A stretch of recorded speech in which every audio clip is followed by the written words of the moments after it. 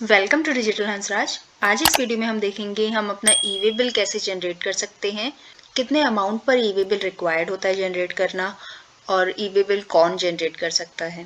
पहले मैं आपको एक ई वे बिल दिखाती हूँ। इस तरह का एक ई वे बिल होता है। तो ई वे बिल में सबसे टॉप पर होता है आपका QR कोड या बार कोड, जिसको स्कैन करने के बाद आपको आपकी बिल डिटेल आपको दिख जाएगी। देन यहाँ पर आपको ई वे बिल नंबर, ई वे बिल डेट, किसने जनरेट किया है वो आपको दिख जाएगा। तो जो आपका ई वे बिल होता है, या तो वो आप अगर सप्लायर हो तो आप बना सकते हो, आपका बायर बना सकता है, या फिर जो आपका ट्रांसपोर्टर होता है वो भी आपका ई वे बिल बना सकता है। तो ई वे बिल की रिक्वायरमेंट क्यों होती है? ई वे बिल जब भी आपकी गुड्स की मूवमेंट होती है ना, मूवमेंट पे ई वे बिल बनता है। जब भी आपका जो कंसाइनमेंट वैल्यू है गुड्स की वो 50,000 से ज्यादा की होती है तो आपको ई वे बिल बनाना मैंडेटरी होता है। मतलब आपकी अगर बिल की इनवॉइस वैल्यू जिस पे GST लग रहा है वो 50,000 से ज्यादा का है तो आपको ई वे बिल बनाना जरूरी होगा। एक्सेप्ट 2 केसेस जब आपका 50,000 से कम में कंपलसरी होता है। पहला केस है जब आप हैंडीक्राफ्ट्स गुड का इंटरस्टेट मूवमेंट करते हो, और सेकंड केस जब इंटरस्टेट मूवमेंट होता है प्रिंसिपल टू जॉब वर्कर। तो ये दोनों केसेस हैं जब आपको 50,000 से भी कम में आपको ई वे बिल बनाना जरूरी होता है। अब बात आती है ई वे बिल की वैलिडिटी की। तो ई वे बिल जो होता है वो आपका 1 डे के लिए वैलिड होता है। अगर आपका डिस्टेंस अप टू 100 किलोमीटर है तो आपको 1 डे की वैलिडिटी मिलेगी, और एडिशनल 100 पे आपको 1 डे ऐड होते रहते हैं। ठीक है, यहाँ पर आपको दो पार्ट दिखेंगे, पार्ट ए और पार्ट बी। पार्ट ए में आपके सप्लायर की डिटेल, आपका रिसिपेंट डिटेल, आपने जो गुड सप्लाई किए हैं उसकी डिटेल, आपके ट्रांसपोर्टर की डिटेल वो आपको दिख जाएंगी। और पार्ट बी में आपको व्हीकल डिटेल दिख जाएंगी, जिस भी कन्वेंस से आपका माल ट्रांसपोर्ट हो रहा है उसकी डिटेल आपको दिखेंगी। जो भी आपका गाड़ी नंबर होगा और मोड ऑफ ट्रांसपोर्टेशन वो डिटेल आपको पार्ट बी में एंटर करनी होगी। ठीक है, तो अब हम ई वे बिल स्टार्ट करते हैं बनाना। अब ई वे बिल जनरेट करने के लिए आपको ई वे बिल साइट ओपन करनी है। यहाँ पर आपको लॉगिन का ऑप्शन दिखेगा, आप डायरेक्टली यहाँ से लॉगिन कर सकते हो अगर आपका रजिस्टर्ड है। लेकिन अगर आप अपना फर्स्ट टाइम रजिस्ट्रेशन करवा रहे हैं तो आप रजिस्ट्रेशन में जाओगे। ई वे बिल रजिस्ट्रेशन में आपको जाना है। यहाँ अपना GST नंबर और कोड एंटर करने के बाद आपको कुछ अपनी डिटेल्स वेरीफाई करनी है। वो वेरीफाई करके आपका यूज़र नेम और आपका पासवर्ड क्रिएट हो जाएगा। आप उसके बाद अपना डायरेक्टली लॉगिन कर सकते हो। तो जब यहाँ पर आप अपना GST नंबर और कोड एंटर करने के बाद ओके करोगे तो नीचे आपको आपकी डिटेल शो हो जाएंगी, और यहाँ पर आपको आपकी मेल आईडी और मोबाइल नंबर शो होगा जिस पर आपको OTP वेरीफाई करवाना होगा। सेंड OTP पे टिक करने के बाद आपको आपका OTP मेल और मोबाइल दोनों में आपको रिसीव हो जाएगा। OTP एंटर करने के बाद आपको वेरीफाई पे टिक करना है।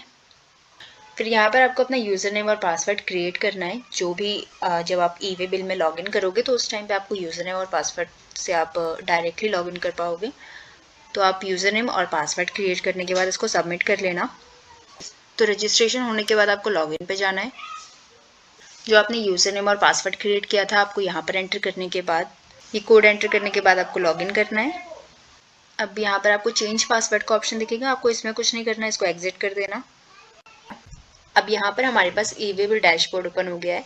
ई वे बिल जनरेट करने के लिए हमें सबसे ऊपर वाले ऑप्शन ई वे बिल में आना है। तो पहले हम देख लेते हैं ई वे बिल कैसे जनरेट होता है, उसके बाद हम ये नीचे वाले ऑप्शंस भी देख लेंगे। तो ई वे बिल जनरेट करने के लिए आप ई वे बिल वाले ऑप्शन में जनरेट न्यू वाले ऑप्शन में आओगे। अब यहाँ पर हमें ये सारी डिटेल्स एंटर करनी है। सबसे पहले सप्लाई टाइप में आपका आउटवर्ड या इनवर्ड दो ऑप्शंस आपको मिलेंगे। अगर आप सेलर हो तो आप आउटवर्ड सिलेक्ट करोगे, अगर आप बायर हो और आप ई वे बिल बना रहे हो अपना तो आप इनवर्ड पे सिलेक्ट करोगे।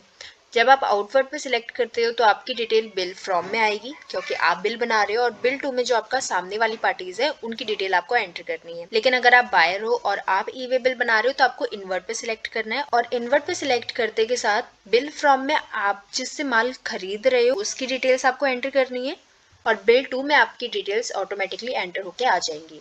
ठीक है, तो सप्लाई टाइप में हम आउटवर्ड सिलेक्ट कर लेते हैं, बिल फ्रॉम में आपकी डिटेल्स आ जाएंगी। अब आगे सब टाइप में आपको ये सारे ऑप्शंस गिवन है, आपको इनमें से सिलेक्ट करना है। आपकी सप्लाई है, एक्सपोर्ट है, जॉब वर्क है, इनमें से आपको सिलेक्ट करना है।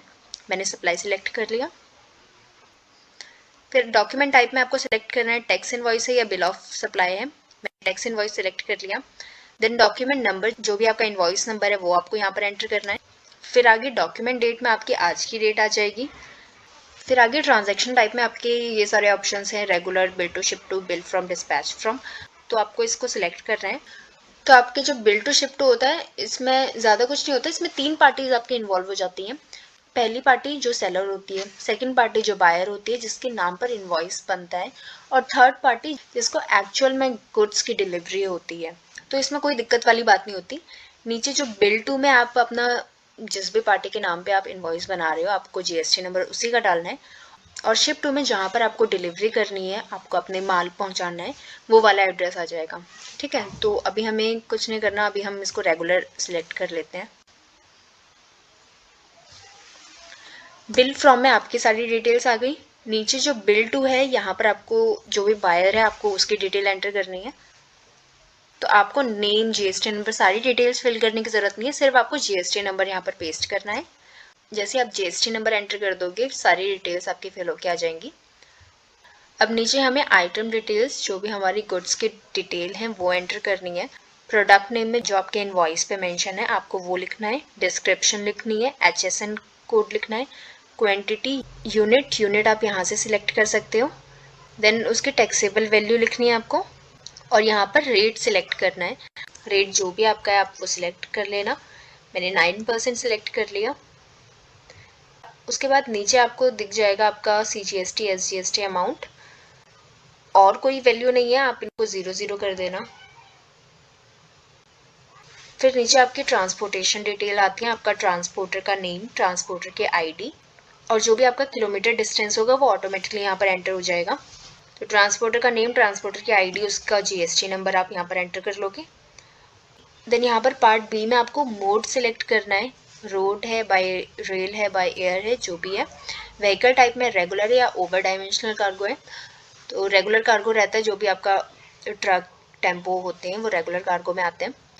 देन उसका गाड़ी नंबर आपको एंटर करना है। उसके बाद आपका ट्रांसपोर्टर की document number and date, transporter का डॉक्यूमेंट नंबर जो आपकी बिल्टी नंबर होता है वो आपको यहाँ पर एंटर करनी है। और ये सब चीज़ें एंटर करने के बाद आपको सबमिट करना है। जैसे आप सबमिट कर दोगे आपसे पूछेगा ये डिटेल्स आपकी GSTR 1 में भी ऑटो अपडेट हो जाएंगी, आपको उसमें ओके करके सबमिट कर देना है। तो जब आप फाइनल सबमिट कर लोगे आपका ई-वे बिल बन जाएगा। आप नीचे आके अपना डिटेल प्रिंट भी ले सकते हो इसका, जिसमें आपकी क्लियरली सारी डिटेल्स आ जाएंगी। यहाँ से आपको ई-वे बिल का बारकोड और सारी डिटेल्स आपकी आ जाएंगी। तो यहाँ पर जो फर्स्ट वाला ऑप्शन है ई-वे बिल, इसमें हमने पहला ऑप्शन देखा था जनरेट न्यू। देन आता है आपका जनरेट बल्क। अगर आपको बल्क में अपने ई-वे बिल बनाने हैं तो आपको फाइल अपलोड करनी होती है। देन अपडेट पार्ट बी और व्हीकल डिटेल। अभी जो हमने पार्ट बी में अपनी डिटेल्स फिल की थी उसमें अगर कोई चेंज करना है या अपने गाड़ी नंबर में कोई चेंज करना है तो आप यहाँ से कर सकते हो। देन आपका ये बल्क में हो जाएगा। Change to multi vehicle, extend validity.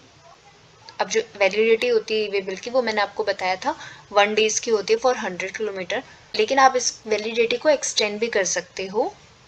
Update e-way bill transporter, आपको ट्रांसपोर्टर में अपडेट करना है। जो आपका ट्रांसपोर्टर चेंज हो गया तो आप उसकी डिटेल यहाँ पर से चेंज कर सकते हो। Then update e-way bill trans bulk. Then आता है आपका कैंसिल ई-वे बिल। अगर आपने कोई ई-वे बिल बनाया और आपको उसको कैंसिल करना है तो आप कैंसिल में टिक करके ई-वे बिल नंबर एंटर करके उसको कैंसिल कर सकते हो। फिर उसके बाद print e-way bill. Print e-way bill में आप ई-वे बिल नंबर से आप उस पुराने वाले ई-वे बिल का प्रिंट भी ले सकते हो। फिर नीचे आएगा आपका कंसोलिडेटेड ई-वे बिल।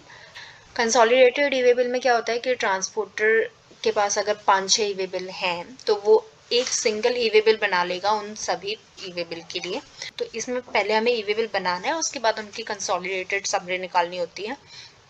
ठीक है, फिर आगे रिजेक्ट में अगर सामने वाली पार्टी ने आपके नाम पे कोई ई-वे बिल काटा है तो आप उसे यहाँ से रिजेक्ट कर सकते हो विदिन 72 आवर्स।